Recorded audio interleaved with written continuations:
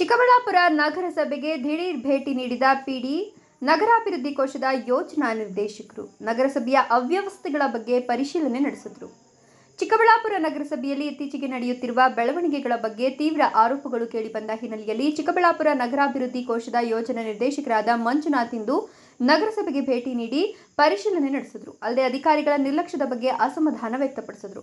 ಚಿಕ್ಕಬಳ್ಳಾಪುರ ನಗರಸಭೆಯಲ್ಲಿ ಅಧಿಕಾರಿಗಳು ಮತ್ತು ಕೆಲ ಸದಸ್ಯರು ಆಡಿದ್ದೇ ಆಟ ಎಂಬಂತಾಗಿದೆ ಎಂಬ ಆರೋಪಗಳು ಇತ್ತೀಚಿನ ದಿನಗಳಲ್ಲಿ ತೀವ್ರವಾಗಿ ಕೇಳಿಬರುತ್ತಿವೆ.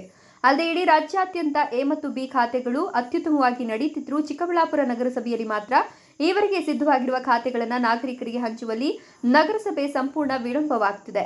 ಅಲ್ಲದೆ ಸ್ಥಾಯಿ ಸಮಿತಿ ನೇಮಕ ವಿಚಾರದಲ್ಲಿಯೂ ತೀವ್ರ ವಿವಾದ ಏರ್ಪಟ್ಟಿದೆ. ಈ ಎಲ್ಲ ಆರೋಪಗಳ ಹಿನ್ನೆಲೆಯಲ್ಲಿ ಚಿಕ್ಕಬಳ್ಳಾಪುರ ನಗರಾಭಿವೃದ್ಧಿ ಕೋಶದ ಯೋಜನಾ ನಿರ್ದೇಶಕರಾದ ಮಂಜುನಾಥ್ ಅವರು ಇಂದು ನಗರಸಭೆಗೆ ಭೇಟಿ ನೀಡಿ ಪರಿಶೀಲನೆ ನಡೆಸಿದರು. ಈ ಎಲ್ಲ ಬೆಳವಣಿಗೆಗಳ ಬಗ್ಗೆ ನಗರಸಭಾ ಉಪಾಧ್ಯಕ್ಷ ನಾಗರಾಜ್ ಅವರು ನಗರಾಭಿವೃದ್ಧಿ ಕೋಶದ ಯೋಜನಾ ನಿರ್ದೇಶಕ ಮಂಜುನಾಥ್ ಅವರನ್ನು ಕರೆದುಕೊಂಡು ಭೇಟಿಯಾಗಿ ಇತ್ತೀಚೆಗೆ ಚರ್ಚೆ ನಡೆಸಿದರು. ಜೊತೆಗೆ ನಗರಸಭಾ ಸದಸ್ಯ ಮಠಮಪ್ಪ ಅವರು ದೂರನ್ನು ಸಲ್ಲಿಸಿದರು.